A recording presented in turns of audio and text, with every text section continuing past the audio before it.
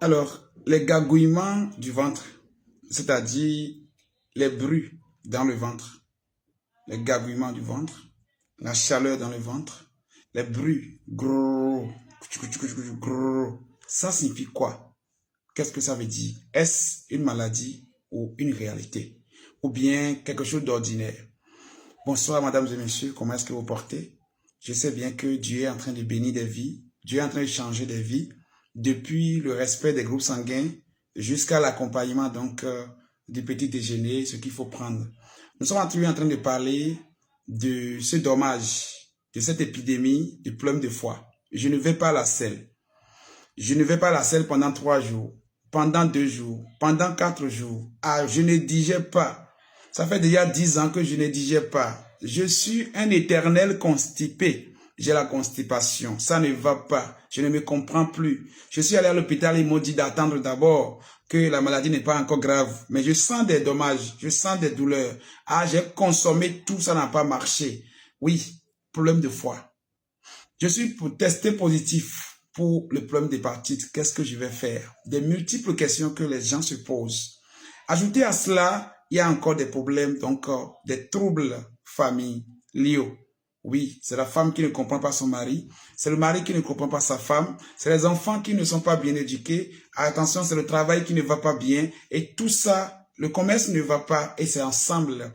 Papa revient à la maison avec le stress, maman revient à la maison avec le stress, c'est un foyer qui n'a pas trouvé enfant, tout ça est mélangé, donc l'homme ne sait plus où mettre la tête. C'est dans ce contexte donc qu'il est important d'informer, de s'informer, d'être informé sur les causes, les manifestations, les symptômes de certaines maladies dites chroniques, mais que nous ne maîtrisons pas. Mesdames et messieurs, appelez-moi votre frère Bramda Adigbono. Bramda Adigbono, je suis uniquement là pour rappeler quelque chose que vous connaissez déjà. Mais pour vous mettre la puce à l'oreille, pour dire ce que vous sentez là, n'est pas un amusement, ce n'est pas une habitude, ce n'est pas en réalité quelque chose d'ordinaire, mais c'est un truc qu'il faut prendre en charge et qu'il faut se lever très tôt pour quand même se sauver. Alors, vous avez des bruits dans le ventre, votre ventre fait des bruits de temps en temps, peu importe ce que vous mangez. Parfois, quand quelqu'un est à côté de vous, la personne peut entendre les bruits brrr, brrr, dans le ventre. Ce n'est pas de l'amusement. D'accord? C'est vrai qu'il est normal que lorsque l'homme mange, quand ce que vous avez mangé va dépasser l'œsophage, traverser l'estomac et commence par prendre le trajet de l'intestin, les intestins ont le rôle de faire quoi? Le rôle de contraction. Ils vont se contracter, se relâcher. Se contracter, se relâcher pour que ce que vous avez mangé soit cheminé vers le gros intestin. Dans ce processus, il y a des bruits qu'on peut sentir. D'accord? C'est des bruits normaux, ça ne dérange pas, normaux, excusez-moi. Mais lorsque ça va commencer par se faire entendre par celui qui est à côté de vous, ou bien par vous-même, ça veut dire que ça ne va pas. Ça veut dire qu'il y a ce qu'on appelle le syndrome de côlon irritable. Le syndrome de côlon irritable, c'est-à-dire quoi? Votre intestin s'irrite contre tout ce qu'on lui envoie. Et souvent, c'est la négligence d'un problème de foie secondaire qui amène ça. Qu'est-ce qu'on appelle problème de foie secondaire? C'est lorsque votre problème de foie n'est pas provoqué par un virus, mais par une mauvaise alimentation. Mais lorsque la mauvaise alimentation attaque le foie et commence par le détruire, ça lui donne suffisamment de temps pour vous signaler.